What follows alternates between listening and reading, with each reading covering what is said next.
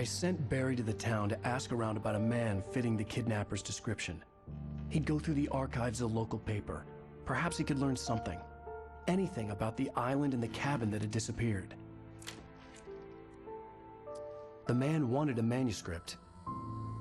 I had to try to write him one to get Alice back.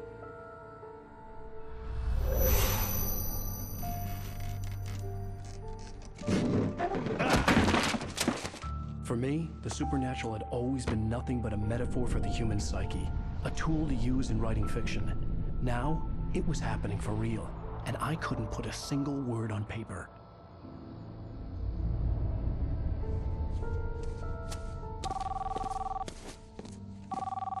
Barry Wheeler speaking. This is Rose. Rose? I found Mr. Wake's pages. Oh, you sweet, brilliant girl. Could you and Mr. Wake come get them? I live in the trailer park outside the town. We'll be there in less than an hour. Bye now. See you soon. Have a great day. Hope you come back soon.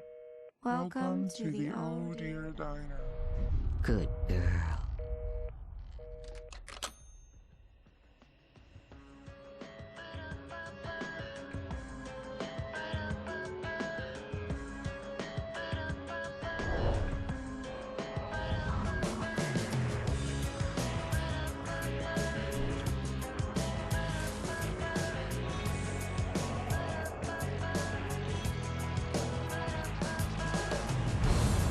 Come here.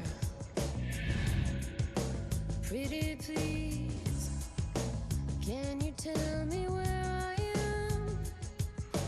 You, won't you say something?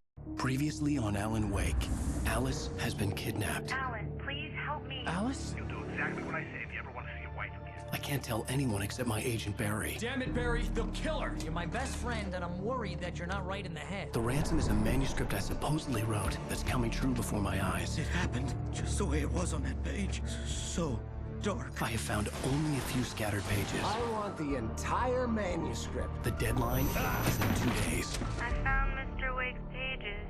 Good girl. How the hell did she get her hands on the manuscript anyway? I don't know. She's resourceful. I told you were too hard on her.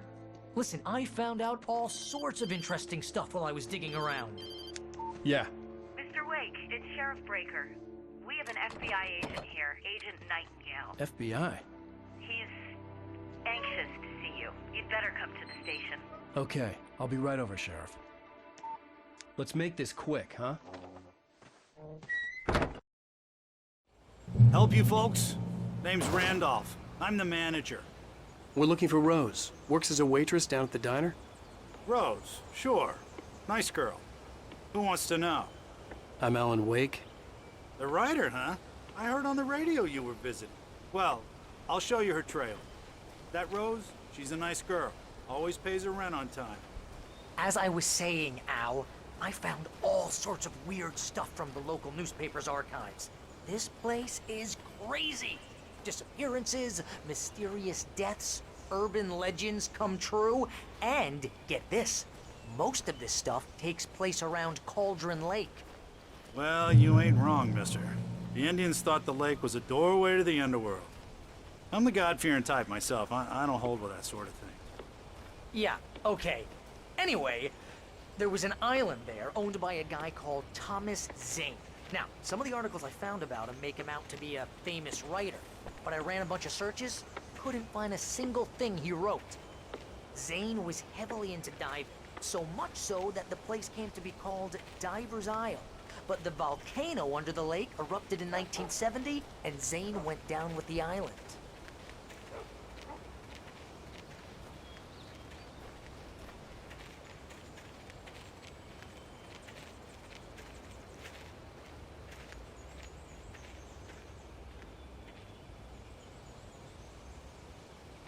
It gets better.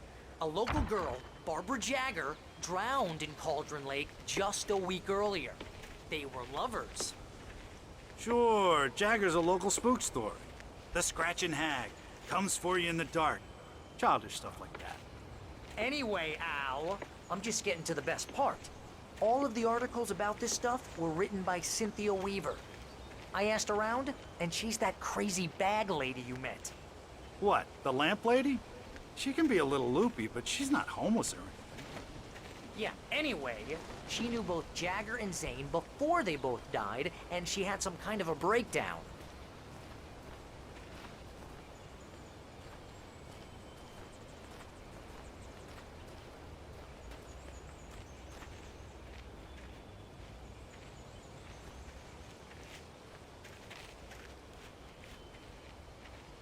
Well, mister, this here's Rose's trailer. You mind me asking what you want with her? We're just here to talk to her, pal.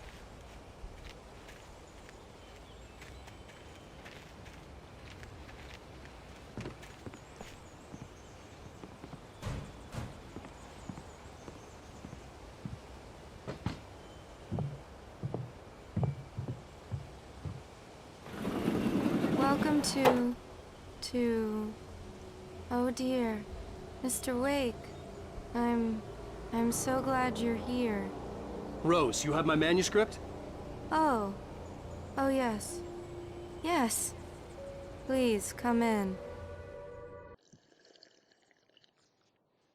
Hey, this is really good. Rose, Yes, my manuscript. I really need it. I understand. I know what you need. A muse to inspire you. Oh, for Barry? She doesn't have anything. Yeah, hey, Al? Al, what's... Oh... Barry! What? What?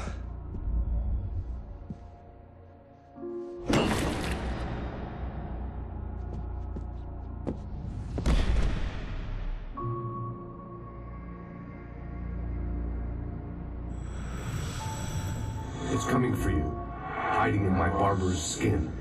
I'm too weak to stop it. You must turn the lights on.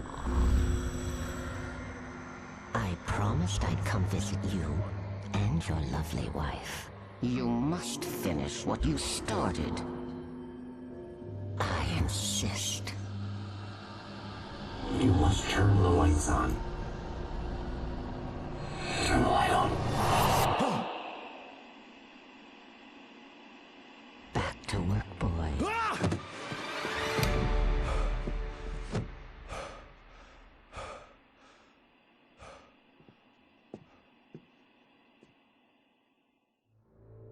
I felt nauseous, hungover. Only anger kept me going. I can't tell reality from dream anymore, but it seems I have an imaginary editor to help me. She's an old woman in a funeral dress. I call her Barbara Jagger. She's very strict. I'm writing faster and faster. My manuscript is being heavily revised.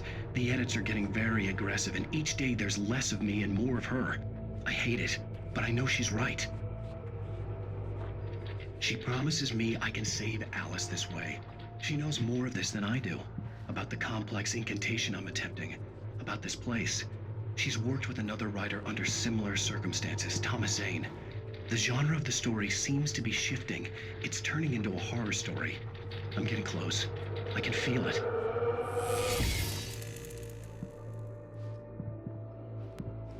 Rose took a day from me. I had less than 12 hours left to meet the kidnapper.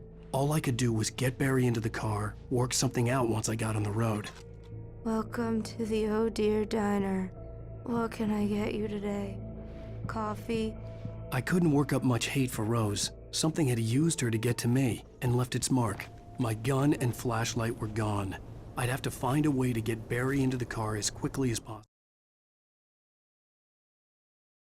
Mr. Randolph liked Rose. That little smile she had. How she was still sweet when life had tried so hard to make her bitter. It wasn't any of his business what she did in her trailer. But those strangers, the writer and his smart-ass sidekick, looked like trouble. And they'd been in there for hours, way past her normal bedtime. He reached for the phone and called the sheriff's station. There was no time to waste. Have a nice day. Come back soon.